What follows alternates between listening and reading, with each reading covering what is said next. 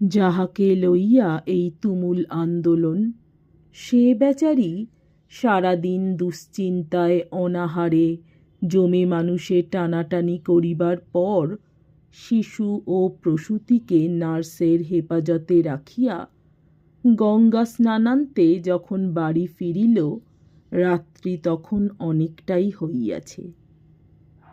স্নানান্তে উহাদের বাড়ি হইতে আহার করিয়া তবে ফিরিবার কথা ছিল।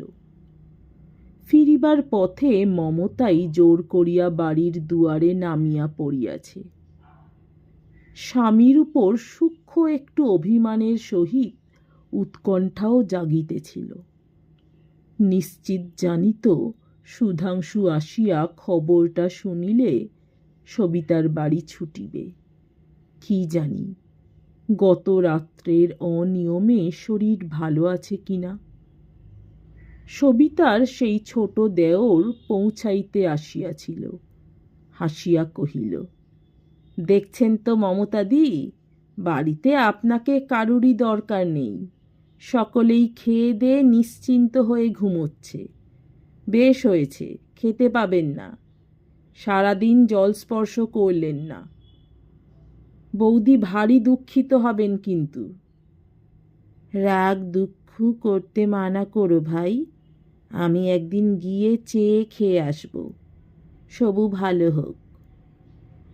বাড়ির চাকর আসিয়া দুয়ার খুলিয়া দিতেই নজর পড়িল বাহিরের ঘরে কে ক্যামখাট পাতিয়া শুইয়া আছে। বিস্মিত হইয়া কহিল, শুয়ে কে রে সুবোধ? একগে বড়বাবু। বড়বাবু? সে কি, নিচে কেন রে? কেন তাহা সুবোধও জানে না। বিছানা নামাইয়া আনার হুকুম তামিল করিয়াছে মাত্র। বুদ্ধি খাটাইয়া কহিল, একগে আপনি আসবেন বলে বোধহয়। মারমুখ পোড়া। মৃদু হাসিয়া ভিজা কাপড়খানা চাকরের হাতে দিয়া মমতা ঘরে ঢুকিল। অন্ধকারে আন্দাজি শায়িত ব্যক্তির পিঠে হাত রাখিয়া বলিল, আশা ছেড়ে দিয়ে বসে আছো বুঝি? সেই জোগাড়ি হয়ে উঠেছিল আর কি। আসতে দেবে না কিছুতে। আমার তো আবার জানোই, রাত্রিরে বুড়োটিকে ছেড়ে থাকতে পারিনে। লোকের ঠাট্টা তামাশায় কান্না দিয়ে চলেই এলাম। সুধাংশু পিঠটা সরাইয়া লইল মাত্র, কথা কহিল না। মমতা ঈষৎ ঝুঁকিয়া পড়িয়া কহিল, বুড়ো বয়সে অভিমান তো কম নয়। হয়েছে, ওঠো। একবার গেলে না ও বাড়িতে, কি কষ্টই পেলে সবিটা। হলেন তো এক মেয়ের ঢিপি, ভোগান্তির এক শেষ।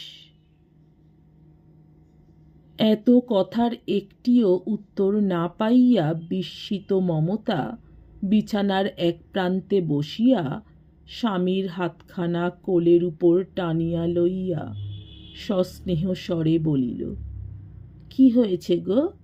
শরীর ভালো নেই? বিরক্ত করো না, বাড়ির ভিতর যাও। হাত ছাড়াইয়া পিছন ফিরিয়া শুইল সুধাংশু। মমতা আহত হইয়া উঠিয়া দাঁড়াইল। এত রাগের কারণ কি? আপনার লোকের বিপদে আপদে মানুষ যাইতে পাইবে না নাকি? কিন্তু এসব মান অভিমানের পালা লোকচক্ষে প্রকাশ করিয়া এ বয়সে খেলো হইবার মতো স্বভাব তো স্বামীর নয়। ব্যাপার কি? আরও কোমল অনুনয়ের স্বরে কহিল, যাচ্ছি, কিন্তু তুমি সত্যই এখানে শোবে নাকি? ওঠো, ঘরে চলো। ও ঘরে ঢোকবার প্রবৃত্তি আমার নেই। তোমার সঙ্গে কথা কইবারও নয়। যাও, সরে যাও। অনাহার ক্লিষ্ট শ্রান্ত শরীরে স্বামীর এরূপ অভূতপূর্ব নিষ্ঠুর আচরণে মমতার চোখে জল আসিল। ধরা পড়িতে না দিয়া কহিল, অপরাধটা শুনতে পাই না? অপরাধের প্রমাণ ঘরে পুষে রেখে যে ন্যাকামির ভান করে তার সঙ্গে তর্ক করবার রুচি আমার নেই। চালাকি শিখেছিলে বটে, তবে শেষ রক্ষা হলো না। মমতার এতক্ষণে মনে হইল তরঙ্গিনীর সকালবেলার জেরার সহিত ইহার সংযোগ থাকিতেও পারে, কিন্তু ছি ছি। মাতালের মতো টলিতে টলিতে উঠিয়া অপরাধের প্রমাণ খুঁজিতে হঠাৎ চোখে পড়িল খাটের পাশে একখানা কাদামাখা অর্ধমলিন খদ্দরের ধুতি ও তদনুরূপ একটি পাঞ্জাবি জড়ো হইয়া পড়িয়া আছে। বেত্তাড়িত পশুর মতো পুলিশের তাড়া খাইয়া যে ছেলেটা গত রাত্রে কয়েক ঘণ্টার জন্য এ ঘরে আশ্রয় লইয়াছিল, সে যে নিজেকে নিরাপদ করিতে এক ফাঁকে পরিচ্ছদগুলা বদলাইয়া লইয়াছিল, সেই খবরটাই মমতার জানা ছিল না।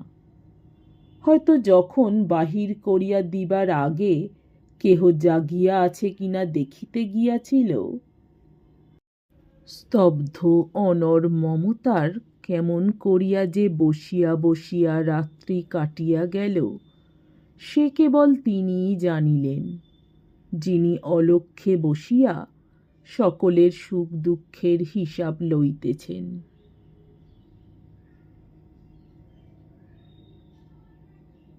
রুদ্ধশ্বাস বিজলি শুনিতে শুনিতে চমকিয়া উঠিল। বলো কি দিদি, তোমার মামাতো ভাই বোমার মামলার সেই নিখিলেশ জেল ভেঙে পালিয়ে এসেছে? হ্যাঁ। বিজলি বড়জাকে দুই হাতে জড়াইয়া ধরিয়া কাঁদিয়া উঠিল। কেন তুমি চুপ করে থাকবে দিদি? কেন সবাইকে বলবে না বুঝিয়ে? শুধু শুধু নিজেকে শাস্তি দেবে? মমতা শুষ্ক হাসি হাসিল।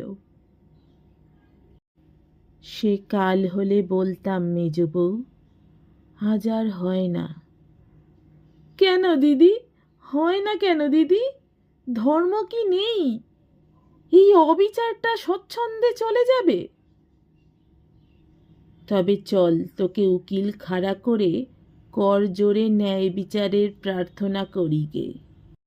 হে তো দুঃখেও ঠাট্টা তামাশা আসে দিদি? ধন্যি বটে, ভূতেই পেয়েছে তোমায়। বিনা প্রতিবাদে এই মিথ্যেটা মেনে নেওয়াই কি বুদ্ধির কাজ হলো? কোনটা সত্যি কোনটা মিথ্যে বুদ্ধি দিয়ে বিচার করা সবসময় সহজ নয় মেজবউ।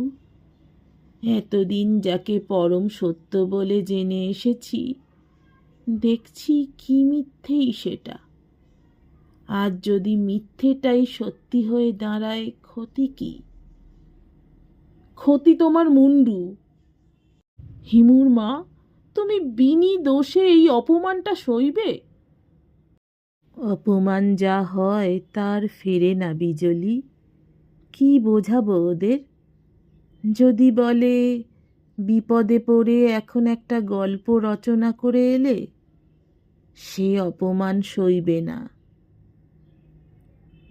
বিজলি বোকা, বিজলি অবুঝ, চোখের জল তাহার সস্তা। বলে, তাই কি হয়? কিন্তু হইবে না কেন?